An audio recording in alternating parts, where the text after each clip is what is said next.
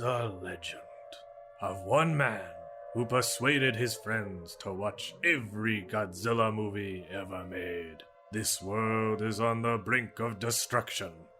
We need you now, Godzillavangelists!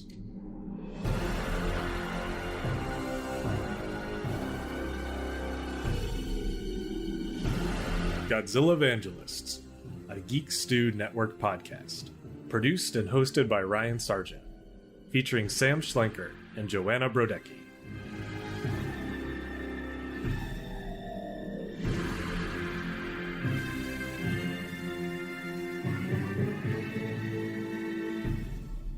Here we are, guys, at the 50-year high school reunion here at Monster High. Isn't this exciting?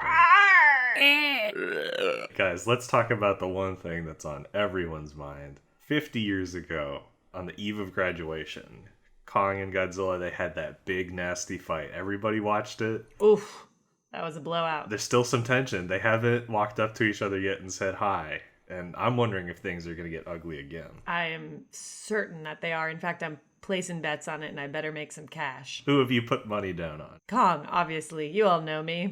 You're a Kong lady through and through. What about you, Sam? Oh, I'm fully putting money on Godzilla. I hear he has held that grudge for 50 years, ever since Kong stole his cheerleader girlfriend and took a joyride in his 56 Chevy and took it down to the abandoned riverbed and drag raced in it and got it all messed up. You know, high school things. High school. Well, we are here to talk about the finally released Godzilla vs. Kong. Let's go! Whoop, whoop, whoop. This is not a drill. 3 release dates, and on the 4th one, it finally came out. The conclusion of the Monsterverse, maybe, probably, and a long-awaited rematch. But you guys have no idea how badly I actually wanted Dr. Taco to be in this movie. or a parallel or a reference of some kind. That is not the case. That's our first spoiler. But before we really dig into it, I thought we could all offer a haiku-sized review. It doesn't necessarily have to be a haiku, but just like 3 to 5 short lines without a spoiler. How you felt about the movie. I expect snaps at the end of it. Okay, Gia and King Kong were the only ones that I gave a shit about. Very, very good. This is a haiku. It goes, monster fights rock on. Don't give the humans screen time. What a fun movie. Interesting. We've got some similarities in ours. So here's mine. Many characters. Messy, unfocused plotline. Had fun anyway. Yeah. Kind of like exactly how I expected it to go. So there you go. This is your official warning bell.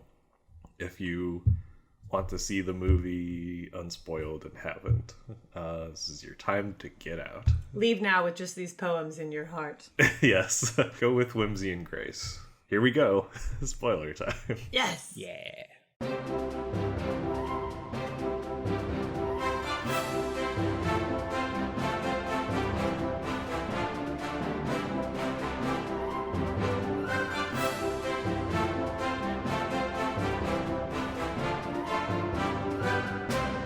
Alright, team, we're going to skip the synopsis this time because you've either seen the movie within the last 5 days, you don't need a reminder, or you're probably planning to watch it and you don't want to hear what we have to say about the plot. So, but if you guys want to get your sound effects out, just shoot out random Godzilla vs. Kong related sound effects, you can do that now. I don't have enough bass in my voice to do the sound of Kong just rumbling around. I'll just smack my chest. There we go. What about that like country song that the movie starts out with, where he's like ba-da-da-da, ba-do-boo-boo. That was wonderful. Kong, just a human like us, taking a bath. I know, the weird like 60s folk song motif. But to kick it off just for me, can somebody give like 2 sentences on how the last film ended? Just for everyone coming into this. So we talked about Kong Skull Island recently. We know how that ended.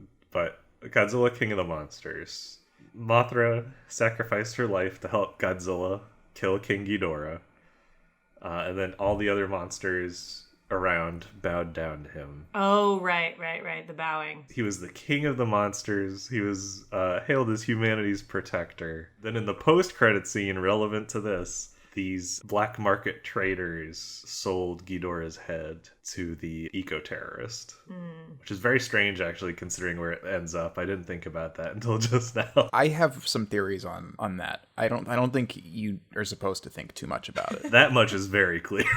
Even the barest sense of logic, I find it hard. I think the mistake you can make is thinking that that they're supposed to be too connected.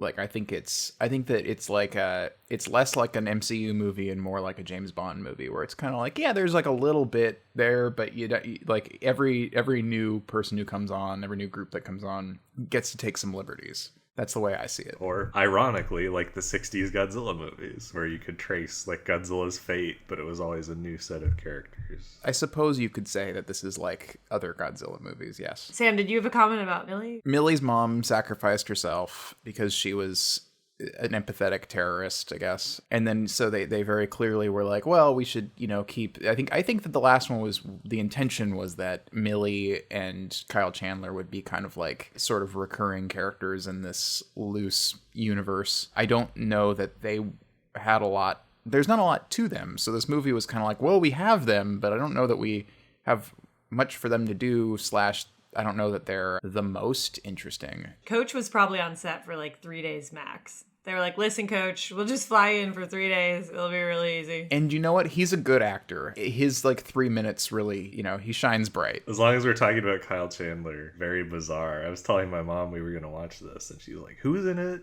Kyle Chandler? I don't like that guy. That was like the only thing she had to say about him. Why doesn't she like him? She said, I don't think he's a very good actor. Her and Sam can fight. I think when we talked about the last one, I feel like I've at some point been like, oh yeah, he's sort of like a B-level Baldwin brother or something. But I kind of I feel bad about that because I think he's good. I think like he's like in a class of his own. No, I shouldn't say that. He's good though. I felt like every scene he was in this, I was like, oh, this guy knows what's up. I would say Eric Chandler can like continue to be cast in Hollywood, and I'll be like, yeah, I believe it. Yeah, cast him. Is that his brother? Sure. His name's Kyle. What did I say? Eric. Wait, did I? In my head, I heard Kyle. Yeah, Eric Chandler's the one who's bad, and everyone who says Kyle Chandler's bad, they're referring to Eric. I thought he knew what he was doing in the last movie. Why not get into at least their characters, him and Millie Bobby Brown, because we're talking about them. Why are they in the movie? He has nothing to do. She has something to do, but there's nothing to her. Like, she wasn't needed. I kind of don't blame this movie for this, but I just felt like she's just not in both of them. I don't think her character's not that interesting, I guess. So I felt like it was a very conscious decision to kind of like put her in scenes with two funny guys and just kind of like, yeah, well, we'll hide her. It's like a compliment sandwich where, like you have two compliments and then the note. Like I felt like they were kind of like, yeah, well, we'll hide her with two guys who are kind of doing a little bit of shtick. Here's our first disagreement when you called them funny. Well, oh, no. I didn't say that they were funny. I'm saying that was the intention. Oh, okay. They can be funny. They should be funny. So speaking of those funny guys. Yes. Was Bernie ever funny to you? I thought it was weird because I really like him in Atlanta. I just don't know that Brian pulled it off. Yeah, like here's the thing. I think the casting for all these movies has been really strong. Like they've obviously gotten people who can act for the most part, a couple exceptions, but they don't give them anything to do. Yeah, I would argue that Skull Island was stronger cast. And I say this as a fan. I've liked all four of the... Is it 4 movies now? Yeah. I've liked all of them. Like there hasn't been one where I've been like, boy, that sucked. Like I've liked all of them and enjoyed things about every single one. And I also think it's an interesting, consistent thing with all of them that they have too many characters, and thus the characters are all less interesting than they could be. And it's interesting because once it's the 4th time, it's a choice. And I mean that. It's like Skull Island, which we really liked. I think I still felt like you didn't need Goodman and what's his name? Tom Hiddleston. And Brie Larson. Like I felt like they all kind of suffered by being too many of them. We certainly felt it with King of the Monsters. I feel it here too. I think it reached a new level here. Yeah. I think they made a terrible decision by introducing so many new characters when they could have, like, reused characters we were at least familiar with. Or they could have, like, if Bernie was just the lead of the movie and it was about Bernie investigating this shit and figuring it out, like, maybe that would have really worked. Just let's have one plot line, one dude figuring it out. Sure, we could have Bernie holding down one plot line and Gia holding down the other, and that would have been much better. Well, so that seemed to be the intention to me. I think the idea was that you have, or at least you have the Team Kong group and the Team Godzilla group, and they kind of are doing their respective things. But what I will say, and I'm going to disagree a little bit, and I might be biased, but I'm going to disagree a little bit in that it does have more characters, and you could argue flatter or even less interesting. But the thing it does that I think is smart is it almost like Saturday morning cartoons them. Like, they are really not important, and it glosses over them, and it's tight. It just gets past them. It never feels bogged down by anyone, and I respect that. Like, you mean it's not trying to, like, build out these big character stories for everyone? It's like, we've got 20 of them, so we just gotta do one line, you get the point. Exactly. They're almost like more just faces than even characters, and they kind of know it. I felt those like all the kind of like human scenes in King of the Monsters, I felt like it was kind of like, oh boy, all right, now they're talking. Okay, we're doing one of these now. It's like they're almost always simultaneously happening with something else, and they just gets past. I mean, they just know it. They get right past them, and like, so I actually didn't. I felt like, yes, you're right. There are more superfluous characters, but it could have been worse. Oh well, yeah. There are a lot. It's like, why does the villain have kind of like two henchmen? Because he has the guy who controls the mind thing, or that controls the, is it Shun Uguri? I forget his name. He has the one henchman, and then he also has his daughter, and it's like, he doesn't need two henchmen. But you know what? They're just basically faces. The daughter, she arrives, she's like, I'm here, and my blah blah blah blah blah. And then, like, you don't hear from her for 2 hours, and then she's like, steal the thing, and then it's like, okay. Yeah, and she gets a good death. Yeah, probably transparently, it's probably she's a big star in Mexico, he's a big star in China. It's like one of those situations, which they did in the last one. But you know what? I never felt like, boy, we're spending so much time with these people I don't like. I never felt that. This is going to sound like a joke, but I'm serious. You prefer a plethora of speeded through zero-dimensional characters to a somewhat smaller core of one-dimensional characters where we spend a little bit of time with them. Yes, because I think this, and again, I think this one does the characters of Kong and Godzilla better than any of the others. What I mean by character is less like, I'm sure that there are things, there are details about like the literal choices made about them. I'm sure fans can quabble with them. But actively and as explored by the movie and executed by the movie, I think it's beyond just characterization of the characters. It's like we've humanized, like the last one humanizes Godzilla, right? And it's like you see we have moments with Godzilla, we see humans relating to him, but this one takes it a step further in that we're watching monster fights where the monsters are making decisions within the fights, and you see, and it becomes the way an action scene would work with two human characters, but now they're monster characters. And that I haven't felt to this extent in any of the previous ones. I think it was a smart choice. Interesting. I can see that. I do think that if you're going to have so many characters and not really give any of them time to develop, you're right, you may as well turn them into faces, the things to get from point A to point B rather than even attempting to develop them. I once again, this isn't unique to this movie, but I once again wish he would have just cut it down and had fewer characters so we could have gotten to know them. Yes, I agree. But this has been I kind of knew it because this has been every single one of these movies has done it.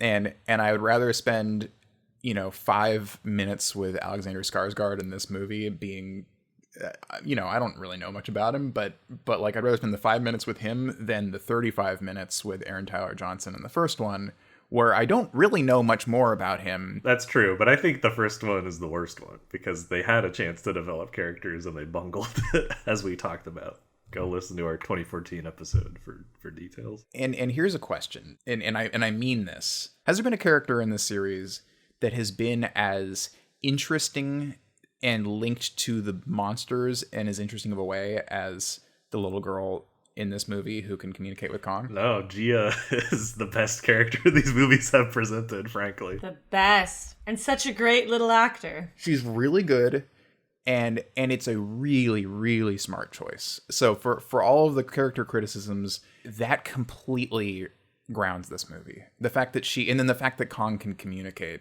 to her, I think is like, that's about the smartest, that's the single smartest writing move that I think this series has made. And that they've been hiding it, I think, too. Like, that adds just this added layer to it. When that scene came up, Natalia started crying. She's like, oh my God. I think any scene where they were communicating, I was crying. They're like, tell him his home is there. Maybe. I was like, don't make the little girl lie. And also I was like, why the fuck are you guys putting this little girl on these planes that are potentially gonna explode and she's gonna die? Like, what kind of caretaker are you? Oh, bad caretakers. But then again, it is a mom who just has this little girl living with a giant monster all day. So it's not like, she's just living the life of safety here. And she's not like fully her mom. She's just kind of her pseudo mom taking care of her. No, I've looked it up. She is apparently officially adopted her, although I don't blame you for missing that. Oh, she officially adopted. But I'm saying she's not, she didn't raise her from her birth, and her biological mom passed away. I thought that was a weird move to be like, yeah, the Iwis are all dead. Except this one. Yeah, very weird. Why couldn't her mom just be alive? Yeah. It was a choice they made. I guess it made it more poignant because they were like, oh, they're both the last of their kind, so to speak. Except not really, because humans are humans, no matter where they grow up. But I loved all those moments. I liked that they brought in human-monster communication again, which, of course, is me like, come on, you could have just had the fairies in the last one. People would have accepted it. He's still bitter. Sam, I agree with all of your points that if they're gonna not fall flat, let's fucking be quick about it. Yeah, the smartest move they did was having her and Kong's relationship in the movie. Yeah, and by the way, I'm not arguing that this is the most like cleverly written movie ever, and like I do think the character thing, for me, my tastes, is a problem. That's bothered me, but it's bothered me in literally all of them to some extent. And so I think, again, it's at a certain point you just think, you know what? They're doing this intentionally. And with what it had to work with, I think this movie, if it's saddled with that, it treated it the best. Sure. And I'll say props to the editor, because from what I understand, that was an editing choice. And the first cut was much longer, which, of course, people are now talking about release the uncut director's cut for Godzilla vs. Kong. The Wingard cut. One very glaring thing is that the villain who is the Mecha Godzilla pilot is Dr. Serizawa's son from the last movies, which is like, whoa, there's like so much potential there, and they shot something, like some explanation. Like, my dad, he always ignored me, he loved Godzilla more. It's funny because I remember, I was just thinking, there's no reason why the big bad, the Apex Corporation man isn't the one piloting the mecha. It's like, it's so funny. Like, it is, it's tough. It's like, there are so many things where I do still feel like you don't need a pilot. He could be a one man, he could have some kind of like faceless, like goon henchman and be the guy. Like, we don't need him standing there watching as someone else is piloting the thing. Like, he could just be the guy piloting it. Maybe there's one, maybe then Asa is the one who's with the others, but she doesn't really need to be there. Or like, it's kind of like, but I mean, like, everyone in it, I like, so, I'm not like criticizing them, but I do feel like, yeah, that's the kind of stuff where when you have too many characters, everyone is explored less. I wonder if the only reason they didn't have the Walter Simmons guy piloting the Mecha Godzilla is so they could put an homage to a specific scene from a Godzilla movie we haven't seen, because how he dies is almost certainly a reference to a specific famous well-loved scene in a later movie. Also, wait, really quickly, let me look this up, what it is. I don't know if you caught this, but there was someone whose title in the credits was Monsterverse Mythology Development, and his name is Barnaby leg. And I just thought, man, Brian, you better fucking hit that guy up on LinkedIn. You better pitch yourself for the next round. But also at the beginning of the movie, my friend, when the podcast was playing, she's like, "This your guys' podcast?" I was like, "LOL, very funny, very funny." Should I say it? We've been partially canonized into the series. Because guess what, listeners? Yeah, so this was supposed to be a surprise for Ryan and Joanna. I was hiding this from them. I think I've mentioned this, but I guess this is the time to do it. There are a few parts of this movie that I was a key role in working on, and it's all in the very beginning. So the that kind of main title sequence that's basically like traveling through scientific documents and then becomes scientist computer and then becomes like a baseball tournament bracket that like that that is something that I had a big role in creating and animating, and was working on in the first few months of quarantine, sitting at my computer at home, just being like, working on this giant movie in my bedroom. And as well as and actually this was even, I would argue, even more of a Sam joint was the brief corporate commercial that plays for Apex Industries. Which was a lot of just me riffing on other corporate commercials I've made and being like, you know what? Of course African children are running to the screen. Of course they are.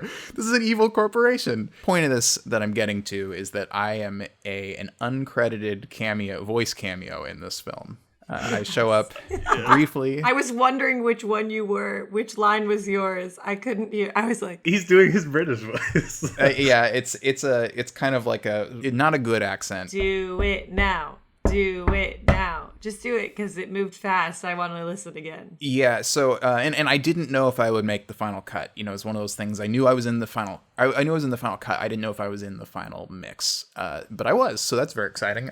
So. It is something like it would be during the main titles, and it happens probably around where you kind of have moved past the journal stuff, and you're in the part where they're showing all the like old footage of people looking for the entrance to Hollow Earth and Antarctica, and it's kind of like a newsman radio broadcast voice that goes something like, "The Admiral begins his expedition, searching for an entrance to a hidden world." Yay. Yay. He made the cut. Sam, didn't you also have us record silly little lines that just as backups? I feel like I sent you like 3 reporter lines at one point in life. They just were for the ether. We're going to have a whole episode with a lot more of this and more people who worked with you, right? We'll do a mini-sode because there's a lot to that. But yeah, Ryan, for the record, this was obviously all worked on under heavy NDA, and I did not tell Ryan and Joanna what I was using their voices for. He was very coy the whole time. He was just like, hey, just do this. I gave them, individual lines of just like old-timey newscasters talking about nonsense. Still very exciting. And like you said, Joanna, there is a podcast that starts off the whole movie. Sam, congrats though, because I really did like that part a lot. Oh, thank you. It's certainly one of the coolest things I've worked on, and like have had a really big role, and partially because of this podcast. There's a lot that I was able to contribute in kind of like, hey, what's the best way we can spend 3 minutes hyping up this fight? And I know some fans have some disagreements on like who in the playoff bracket we had defeated. I've seen stuff online about this, and some of them were personal decisions by me, and I'll talk to me afterwards and we'll hash this out. The way they introduce plots in the movie is like they say one line and then like it's gone and then like they're doing it. I didn't even fully catch at the beginning, like Alexander Skarsgård. First he has a beard, and then next they're like, no, now he's clean shaven, he's back to his big little eye self. But why was he trying to get there? So the intention is that he is this like kind of out there crackpot scientist who's obsessed with finding Hollow Earth, and he's basically been quasi discredited, and is like, so when we find him, he's in kind of like, I assume like his home office or something, and basically everyone's kind of like, the scientific world has shunned him, and he's sitting there. That's why he has a big beard. And then basically this like giant, the head of this giant corporation comes in and is like, we need your help to get to center of the earth. And he had lost a brother in their last attempt to go down there. I think the second they cut the beard, he lost all credibility as like a kooky know-it-all scientist. And the second he threw aviator sunglasses on, I was like, get the fuck out of here. What are you doing? Oh, but that was very funny. I actually didn't recognize him when he walked on screen with those on. I was like, who is this? Natalia was like, is that Skarsgård? And I'm like, no, this is a new character. But it wasn't. And then how did he convince the woman, like, we got to do this to save the earth? I thought was his line that he gave that chick that wanted to make out with him. Did she? I thought maybe she did at the beginning. I think Kong's like outgrown and is like kind of like is homesick. Like he's outgrown his dome. He's pissed off about his little dome. He's not happy about living in there. Oh, yeah. Okay. And so it's sort of like he wants to live on his home. He can't live on the island anymore. So we know he came from Hollow Earth. So we should have him take us there. Hollow Earth. And then every time they mentioned it, I felt like I was about to watch a Lord of the Rings movie. And then I wasn't. But I was like, oh, Hollow Earth. You mean Middle Earth? Yeah, exactly. Hollow Earth. One of many things that holds up under no scrutiny, because there's been like 3 characters like that who have all been Hollow Earth specialists. And they went to Hollow Earth in the last movie. Or at least Hollow Earth adjacent. But anyway, also, he's not in his home office. He's in the basement of Denham University, one of many references, which I'd like to, why not rattle those off? All the fun little references. So I was so thrilled. It wasn't balloons, but I was so thrilled that they airlifted Kong as a plot point. What a great shot too. Like that was wonderful. I was watching with my dad and he's like, they're going to bust out the balloons. And I'm like, maybe. But it was still a fun reference. There's obviously him shoving the axe down Godzilla's throat, like the tree famously in King Kong vs. Godzilla. That was a great little reference. There was Denham University, named after Carl Denham, of course, from the original King Kong. I think that the ships are based on something from a Godzilla movie. Oh, the gravity ships? The gravity ships, I think, are one of the Godzillas we haven't seen. They do feel very much something out of the 90s Godzilla movies. In fact, this whole movie does in some ways. Oh, like the Matthew Broderick one? No, like the 90s Japanese ones we haven't seen. I think it's pretty clear that Adam Wingard likes the 80s. There's a lot of like visually, like there's just a lot of kind of like 80s sci-fi aesthetic in this, I think. In a way, it doesn't maybe have as many fan Easter eggs as the previous one did, but again, it is to me the most monster on monster action, like unbroken, just like letting it speak for itself, and that I think we've had, and so in a lot of ways, it's that, and it's also that I just think that the lightness of it, like tonally, is the closest I've felt to some of the 60s ones, where it's like, you know what? It's a fun time movie. It almost could be for kids. It's all like Saturday morning cartoon vibes. Like it's deliberately light and completely meaningless, which I loved about it. Like there is no grand statement here, and like again, power to them. Like I am so glad. It was so nice to watch that and just be like, oh yeah, they're not. We're not going to have some monologue about what this means. Like it's just you came here to see some monsters club each other. We're going to give it to you, and it's also going to be a fun time. Yeah, I liked that they continued to be willing to be big and bold. I still do wish they weren't so afraid of looking silly. I think there's nothing wrong with these movies being silly, and I think that they always pulled back when something was about to be silly. Because I do still feel like a lot of the characters were like very serious in this film. Like there were no... I mean, they were like kind of trying with Millie's friends, but she was so dang serious that, didn't really work. And everyone else on the Kong side was just like very serious. The whole Hollow Earth conceit, because they felt like they had to have an explanation for a modern audience why the monsters couldn't be found all this time. I wish they were more willing to indulge in the more fantastical parts of Godzilla, because let's face it, when you're talking about giant monsters, you've already entered the realm of the ridiculous, so you may as well take the gloves off. But I understand that mainstream audiences have a tough time with that stuff sometimes. Yeah, I'd argue too that I think that literally what's happening, you're right, shies away from being silly, and you're right, everything that's kind of said isn't super silly, and I kind of agree. Like my feeling on the movie is if it was funnier or more kind of like, if it was more kind of clever, like in its writing, I think it would be absolutely adore this movie. Like, I think it would just be the absolute best. But I do think that visually and kind of like in anything that doesn't have dialogue, which is a lot of the movie, that stuff is super inventive. And like Kong floating around in Hollow Earth is like, I mean, that's about as fantastical as you could do. So it's kind of like, yeah, you're right. Everyone is kind of serious. All the characters are. Or they're kind of like telling jokes. Like it's still kind of heavy. Then you have Kong grabbing like whatever that was, that like round piece of building, and like using it as like a shield as he like wall jumps a couple buildings and does like I don't even know what movie that would be, like kind of like a Die Hard roll. He was swinging around like Donkey Kong in the Antarctica base. It is sort of explored. It's executed in a very like bonkers fun way, but you're right that kind of like the foundation of it is still kind of less silly than something from the 60s or some of our favorite goofy ones, which I think really is mostly a matter of taste. But I genuinely think, because of the way they built everything up, like Kong is lonely, like not so much in this one, but in the last one, Godzilla wants to be part of something too.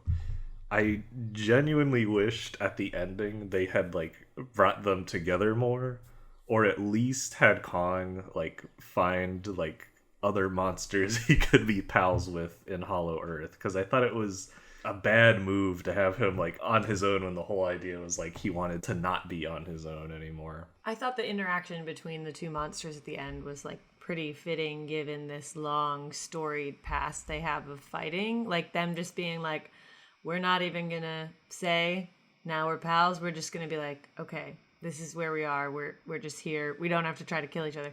And I think that Kong having a home, a much bigger space that's truly his, and feeling like home, and having at least Gia, kind of sets him up to be in a better place than he was before Skull Island. And the animosity with Godzilla is done, I guess. If Kong and Godzilla had been like hugging or whatever, like version of that, I would have been like, this is too corny. That wouldn't have been earned in this movie, I don't think. They're like playing video games together. I'm like, no. But you're right that ending, if Kong had some kind of like weird monster friend, in Hollow Earth, that would have been kind of fun. I'm gonna sound like such a Mr. Rogers on this, but I love Mr. Rogers. I think all these movies have had such a weird like toxic masculinity, who's the alpha BS going on with the monsters, that I wanted to see that thrown in the garbage. I wanted to see them like not care who was the king. But I understand that I'm putting too much social responsibility on No, this yeah, movie, I guess I didn't go probably, into but it still expecting bugged me. anything. I'll just say it. But It genuinely did. I thought the water fight was awesome and all the moments of it. And I think, Sam, kind of like you said, they're making their own decisions. Like Kong coming up from the water and belching out all, like seeing him recognize that he was drowning was really fucking sad. And I did have a brief moment where I was like, is he gonna die right now? Is the film gonna just go a totally different direction?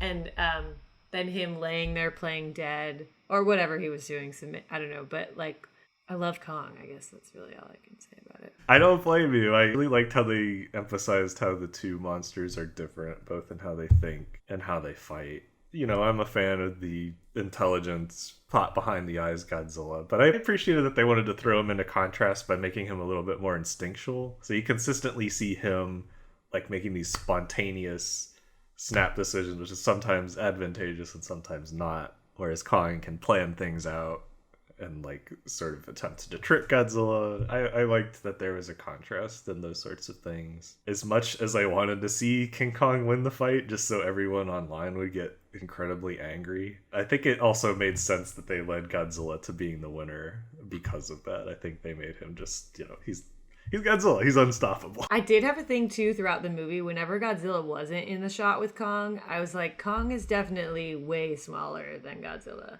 And then whenever they were in a shot together, I was like, okay, so now they're the same size. But I think that I don't know, like he's massive, obviously, but just when they show Godzilla, you're like, this guy's fucking huge. I know that they made it a choice, though, to make Kong way bigger than he has been previously.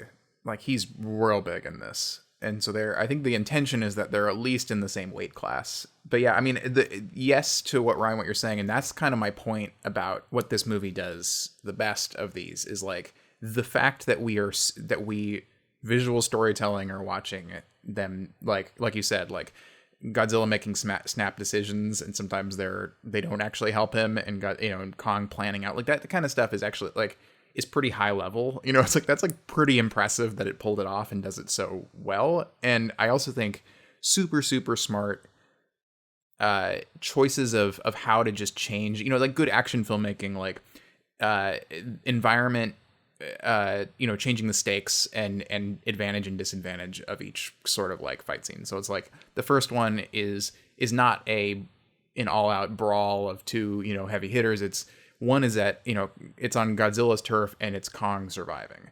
Second one is sort of the opposite. It's sort of like Kong has sort of like caught Godzilla off guard and has a new thing that he's upgraded, and Godzilla hasn't had the time to figure it out yet.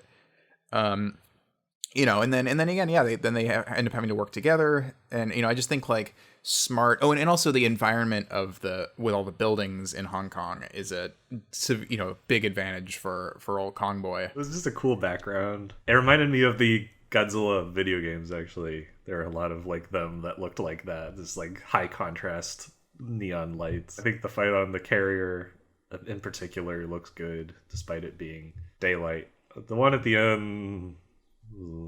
But it was fine. Maybe it was the combination of it being Mechagodzilla and daylight, but it reminded me a little bit of how the Transformers movies looked. There were a few moments that seemed very intentionally, even the way it was shot, sort of became more like men in suits fight. Like the kind of, some of the stuff before, it's super dynamic. But again, I kind of liked it. It made it, because the previous ones, just good choices on how they shoot all this stuff, because they don't do what some of the previous ones have done. I think King of the Monsters did this, where it still is a lot of like as if you were watching it from the ground, a person watching this. It's sort of like the camera's always filming it mostly the way someone would actually be able to see it, with some exceptions. This sort of like weirdly tosses that aside, and there's some just these crazy bonkers shots. When they come up out of Skarsgård and whatever, and they like fly, don't they fly almost into his mouth and then right by the beam? Yeah, it's like a 180 shot. I was like, well, that'd be fun to see in the theater. I was like, realistically, they would be dead, but I'm here for this shot. I can tell you the reference for that was, and not that I had any part working on that part, and I don't remember if it was in person or if I just heard this secondhand, but I believe Adam Wingard's intention was that to be like the Back to the Future ride. That was like the reference for that. Wonderful. Absolutely wonderful. That's funny, because it felt very much to me. Obviously, I don't think like, oh, they have this all planned out. Don't think that I'm saying that or that I know anything. But it felt like they were saying this could be a ride at Universal, like with those little cars. Right. Oh, yeah, totally. Middle Earth, too. I was like, yeah, I felt the same way. I also love the jaw snap, always, like the attempt of King Kong. Like, I think that's it, too, like that they're saying that they're, these old enemies, and that there are just these methods that Kong so clearly has of knowing how to defeat him. Like he's using the same moves kind of over and over because it's what he knows will work. So I thought kind of continuously going back to that jaw snap was good. And then also, have we seen that tool that he had before? His axe? No, he found it, which appears to be made from a Godzilla spine, which is interesting. Right, I was going to say that connection too, like the power, and I was like, that's a cool little background connection of them as well. When Godzilla gives him the alley-oop, great. The power up, yeah, that was a great ending when he chops off all of Mechagodzilla's limbs. There's another reference. I mean, I guess that's spoiling something, but when Godzilla defeats Mechagodzilla for the first time, he rips his head off, which we get to see King Kong do this time. I guess that leads into, let's talk a little bit about Mechagodzilla. The quote-unquote surprise monster, even though they released toys for him more than a year ago, so people knew he was in the movie. I think that maybe the intention was to have him be a total surprise, and then everything got delayed an extra year, and they were like, well, we got to keep people interested, so we'll throw him, okay, there is Mechagodzilla, he's here. Like, you still interested? You gotta wait a year. I mean, obviously, apart from, like, the weird Mechagodzilla city in the animes, we haven't actually watched a Mechagodzilla movie yet, so this is you guys' like, first impression of the character, which is interesting. He was a much later addition to the famous roster than most of the characters we know. We haven't seen him yet? No. In my mind, literally, when he came up, I was like, oh, this guy again. I must have just heard words of him. You know how there's like the 5 Disney characters everyone knows? Mickey Mouse, Minnie Mouse, Donald, Goofy, and Pluto. Like, there's sincerely the Toho 5. Godzilla, Mothra, Rodan, King Ghidorah, and Mecha Godzilla. Mecha Godzilla! He was intense. They would have both been dead if they were alone. His red little flame thing. Yeah, I loved the way he moved. Honestly, it was actually a thing I liked about kind of all of them. Godzilla was more lizardy than he's been in some of the previous ones. He didn't feel as kind of like thick and stompy, and he kind of had like, he was kind of surprisingly light on his feet, which I liked. And then this robot that like is extremely, it's like he's like a tin toy. I really enjoyed his I enjoyed the way he moved a lot. Yeah, it was very weirdly analog, like with all like the smoke belching out, and like when they chop him up, there's oil spraying everywhere. I'm like, what is this? Like they were using like anti-gravity cars earlier, and this guy's like a steampunk robot.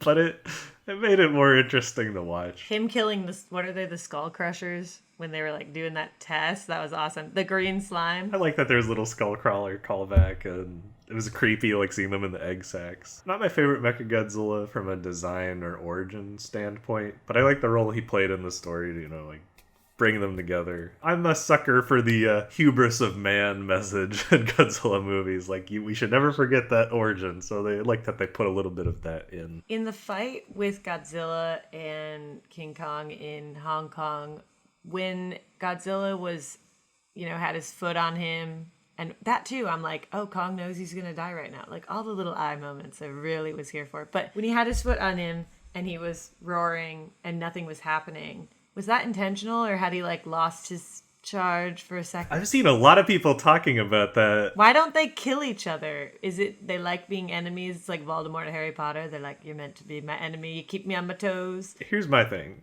In the last movie, Godzilla didn't like wipe out like all the Titans when they walked up to him. Like he wants to be the king in this universe. He wants to see them bow. He's not actually like a crazy murderous person. Like he doesn't want to kill them if he doesn't have to. So he's like showing Kong what's what, which again, I have my quibbles about, but that was the idea, is he's like, don't get up, bitch. In that case, then I'm kind of here for that moment. I enjoyed to the point about the hubris of man, the kind of like the evil, you know, the evil CEO.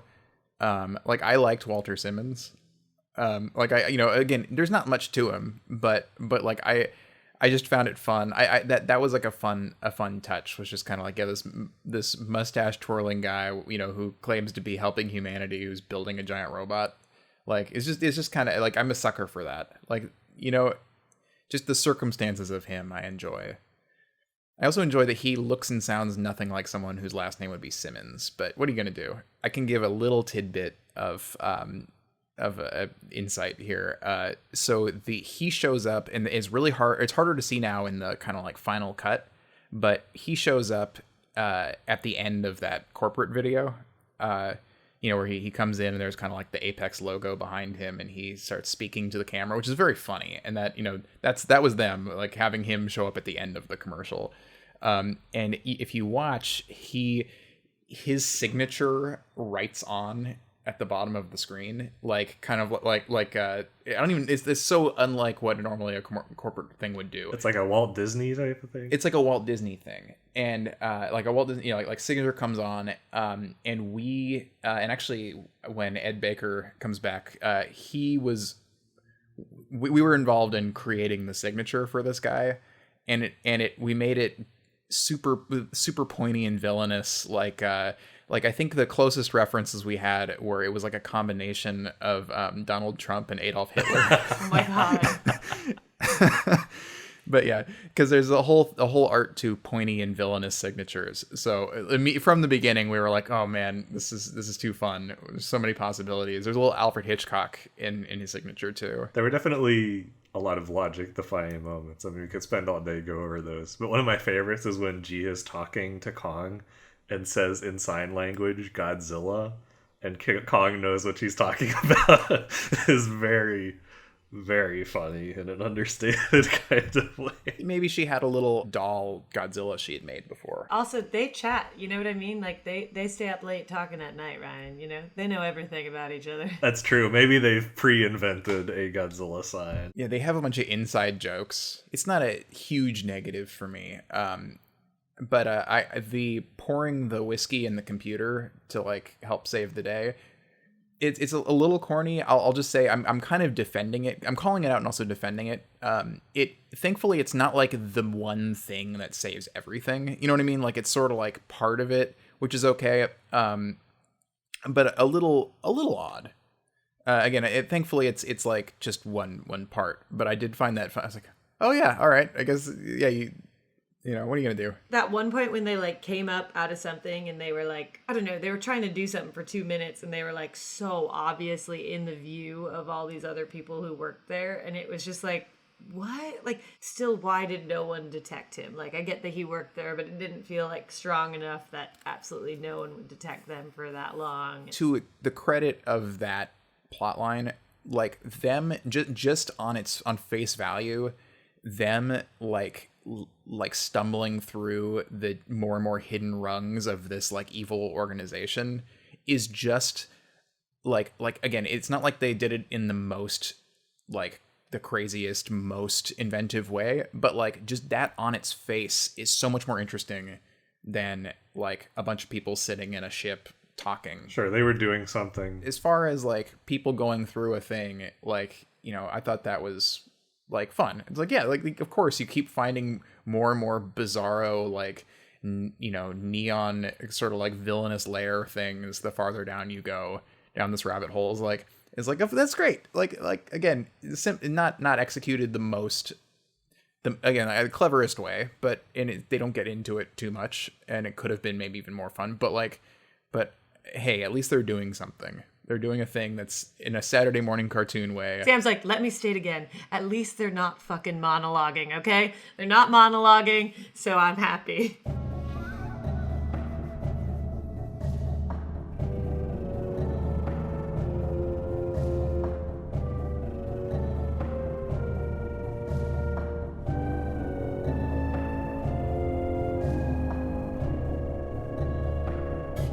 Let us get into the judgments.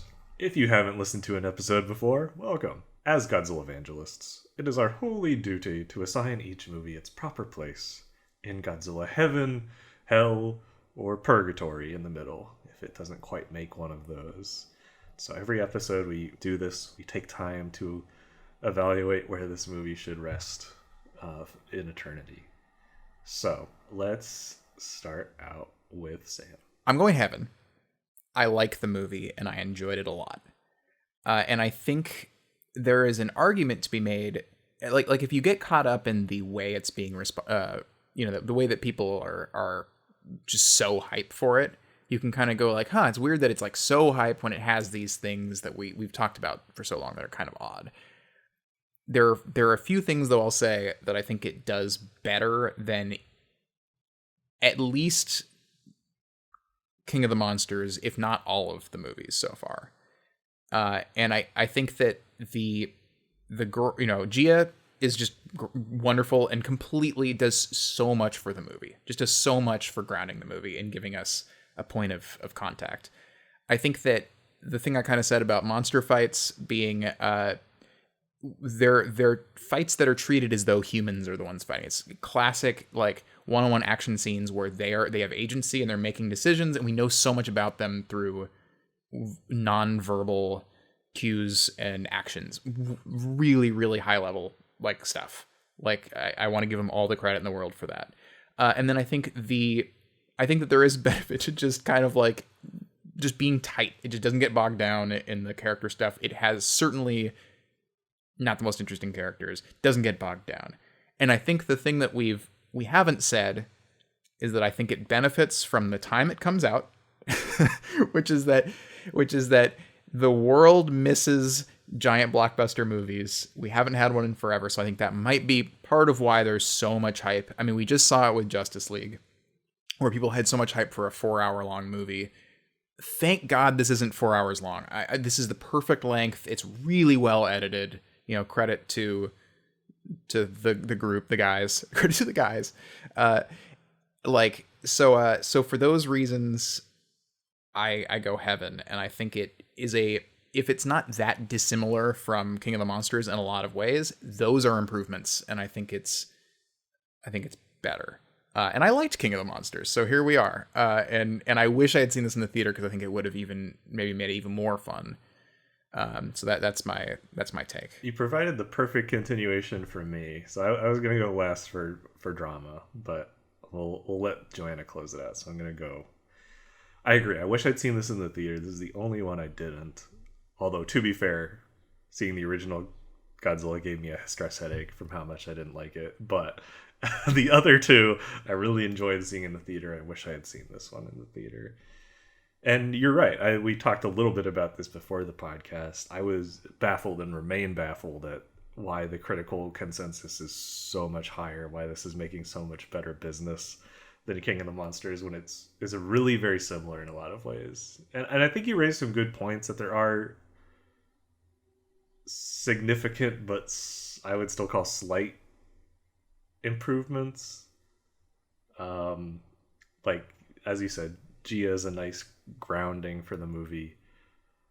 I semi disagree on like the monster fights, because I thought in King of the Monsters you could see the monsters thinking and having agency and figuring things out, but I think everyone just relates to King Kong more, and I think I just have to accept that because he's so human, because he's so beloved, people can read into him more and see him more and as a character.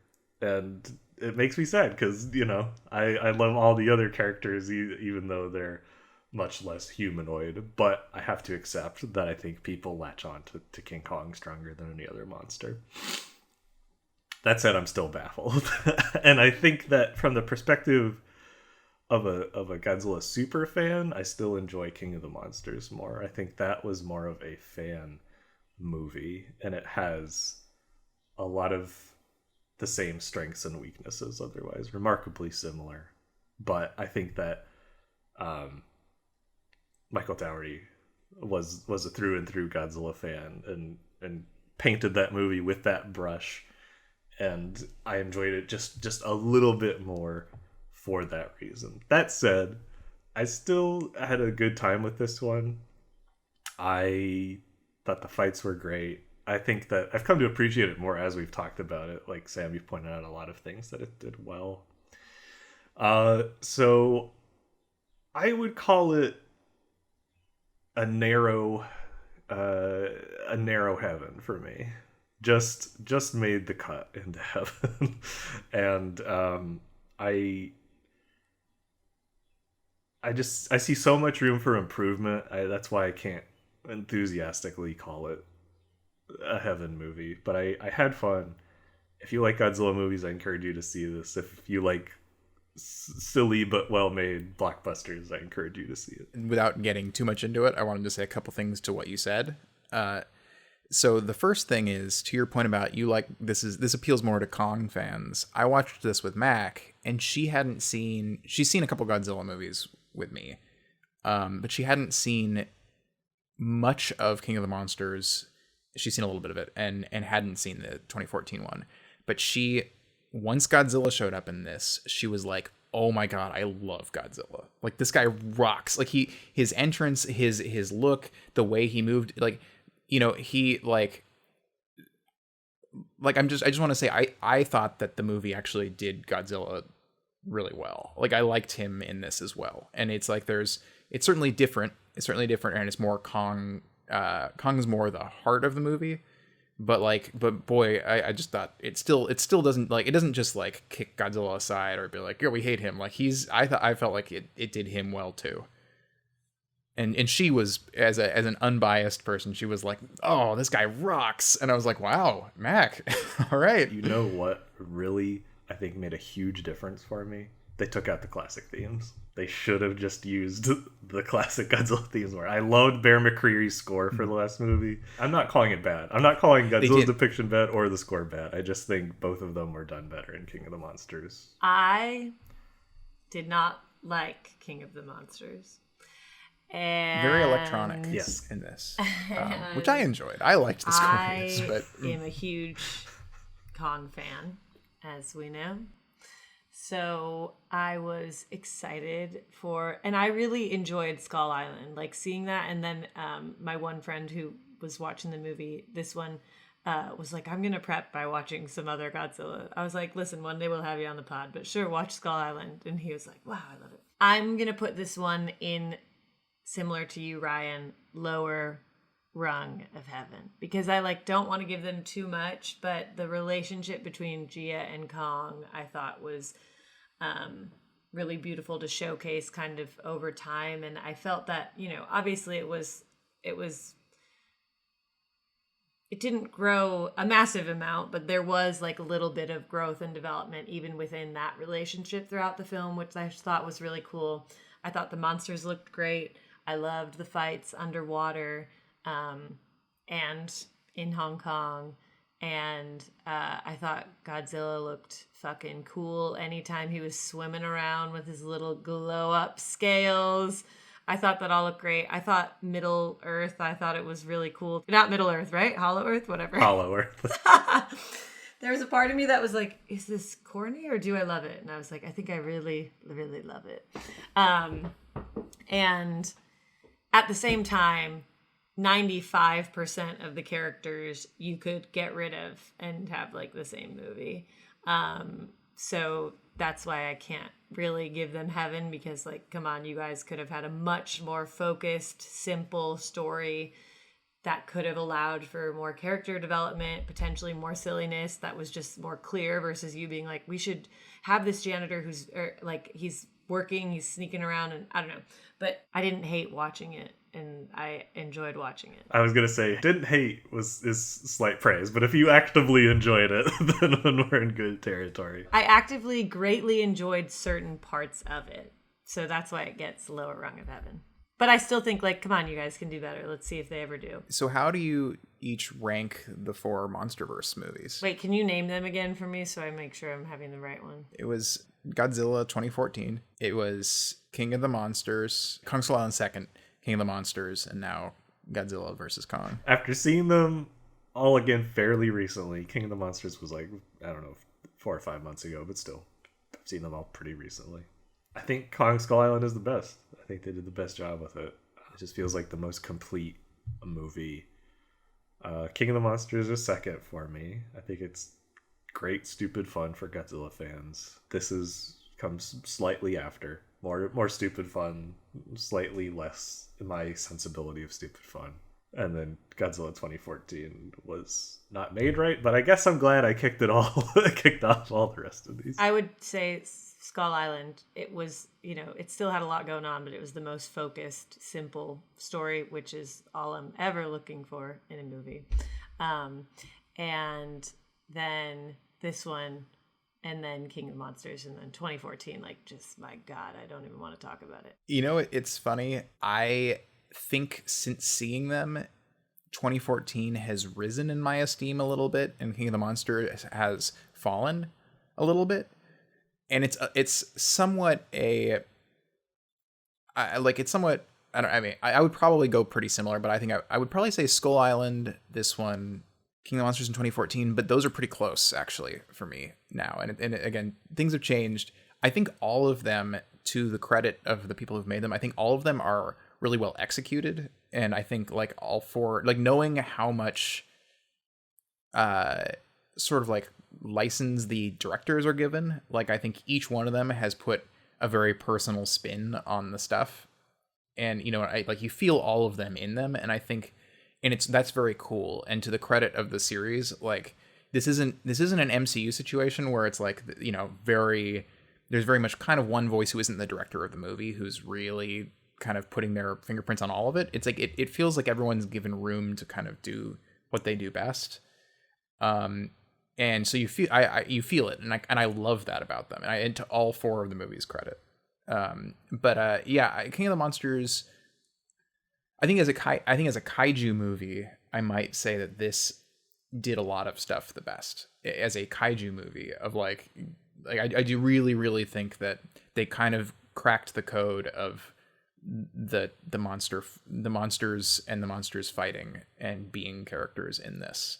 I think this was the best of that so far, and so here's hoping that it does well enough that they'll make more. Do you think there'll be more, A? And B, where do you think they could take it from here? A, I have no doubt in my mind there'll be more, because they're just going to be like, why don't we just keep making one of these every 3 years? Everyone aligned? Yeah, great. Okay, cool. There might be some legal stuff, like some rights stuff, maybe. I think that maybe this is the end of their whatever sort of license or contract they have, but they could certainly negotiate another. I don't know. It really depends on the way this does and what they decide to do.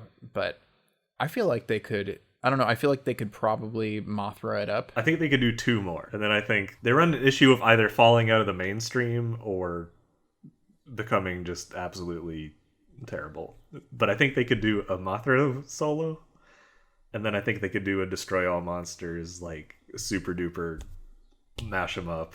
Everybody fights against the big villain, whether that's resurrected Ghidorah or some other villain they come up with. Or they could hang out in Hollow Earth, find some more time there. That's true. The director of Kong Skull Island and King of the Monsters talked about how they would love to do like a Planet Earth, but with just Godzilla monsters, and I would dig the shit out of that.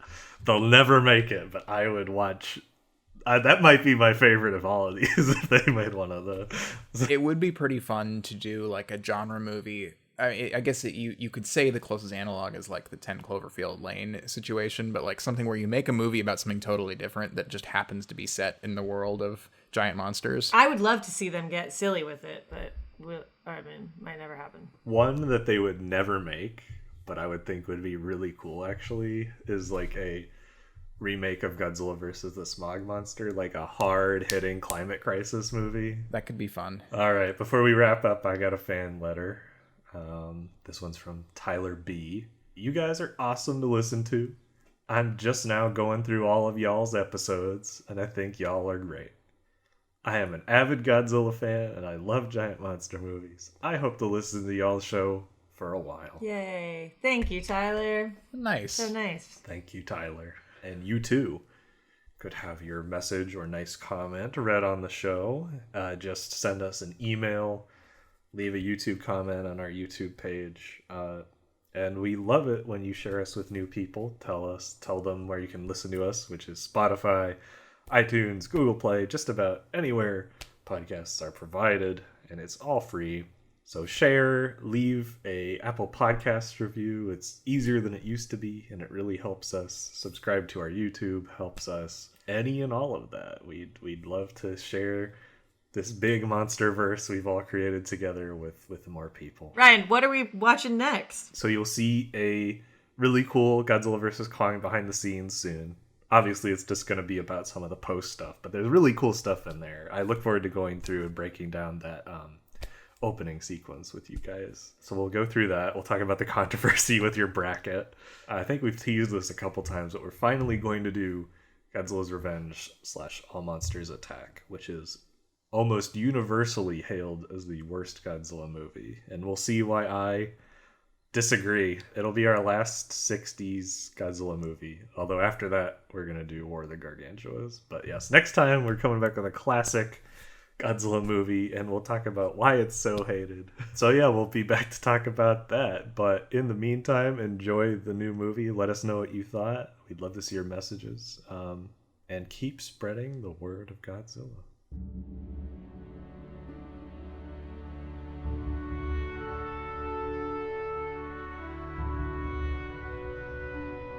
Godzillavangelists is produced by me, Ryan Sargent, with support from my friends Joanna Brodecki and Sam Schlenker.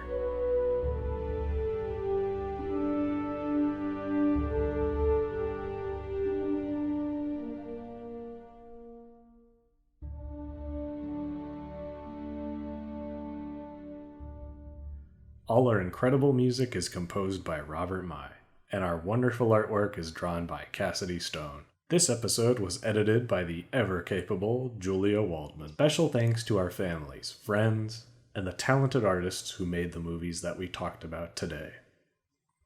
Godzillavangelists is a satirical, critical work, not affiliated or endorsed by Toho, Legendary Pictures, or anyone behind the Godzilla series. Visit our website at Godzillavangelists.com. We're also on Twitter at GodzillaCast and Instagram at Godzillavangelists. If you prefer to listen to us online, we have a YouTube channel. Thank you so much for listening, and we hope you join us again next time. In the meantime, keep spreading the word of Godzilla.